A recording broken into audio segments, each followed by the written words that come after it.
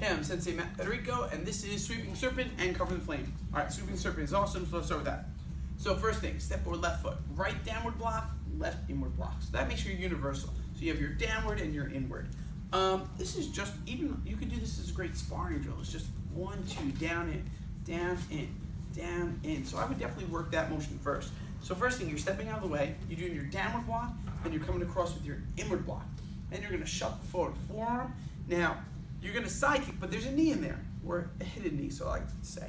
So your knee comes up, side kick. So let's just start with that first. Downward block, inward block. Now this continues, so you notice it goes down, in, and continues forward, forearm. Now your knee comes up, side kick. Then you come back through back fist. This is your cover, which also becomes your heel palm. Heel palm shoots, and then claw back. Let's play with it a little bit. Break techniques like this down into sections, and say them while you do them, because saying it is going to help you remember.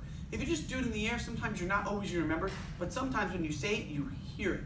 So, downward block, inward block, forearm, knee. And then you do it again. Downward block, inward block, forearm, knee. Now we add our side kick. Downward block, inward block, forearm, knee. Side kick, back fist, heel palm, claw. Side kick, back fist, heel palm, claw. Hear it. Side kick, land, back fist, land, heel palm, twist back, claw. Alright, now we do the whole thing. Downward block, inward block, forearm, knee, side kick, back fist, heel palm, claw. So that was Sweeping Serpent. Now we have Covering the Flame. Flame means gun, alright? But, because you have the flame at the end of the gun, right? You shoot it, you have a little spark at it that looks like a flame. But one thing I want you to remember about gun techniques is they can also be punches. So sometimes I like to even practice it like it's against the punch, and then you could always apply it to whatever you want. So let's say instead of a gun, it's a right punch. So first thing you do is you have your waiter block, and your left hand comes on over. So you go 1, 2, that's the first part. We're covering that flame. So the punch comes, you waiter block it, you come over. The next thing you do is after they throw that punch, you're pretty much almost like holding the arm, is they pull it back to themselves. So you step behind, you pull the arm, boom, you bring them down. Who's Senpai Jesse? Senpai Jesse? Yes. Can you come for our video? We're filming.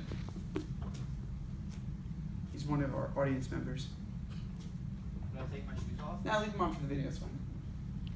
Senpai Jesse's here, we're just going to do Cover the Flame. We just need a visual effect. So he throws the right punch, we go 1 on one side, then he pulls the arm back, we step, and hey look, we're kind of back to Japanese hands, we take it down.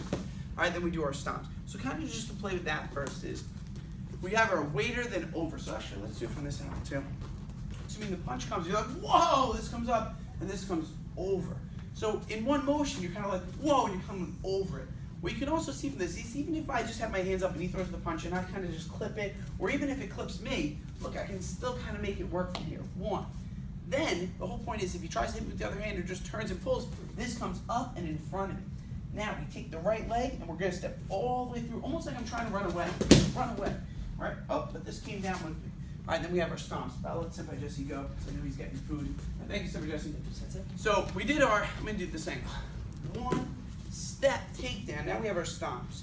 First thing is we stomp where the gun would be, but for right now we're doing a punch. So we do stomp to one shoulder, stomp to the other, stomp to the middle, and eye strike. So again, stomp, stomp, and just so you know, the eye strike is the furthest strike you can do without getting too close, which is why a lot of Kempo techniques have eye strikes, is to show you the distance at which you can hit someone with your hand without getting too close.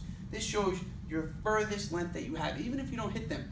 If you ever notice, if something ever comes towards your eyes, it always moves them back. And a lot of times in Kempo, when you're doing strikes, you're just trying to move the person. So meaning the eyes come there, that's going to move them. You hit them in the stomach, that's going to move them. You hit them in the face, boom, that's going to move them.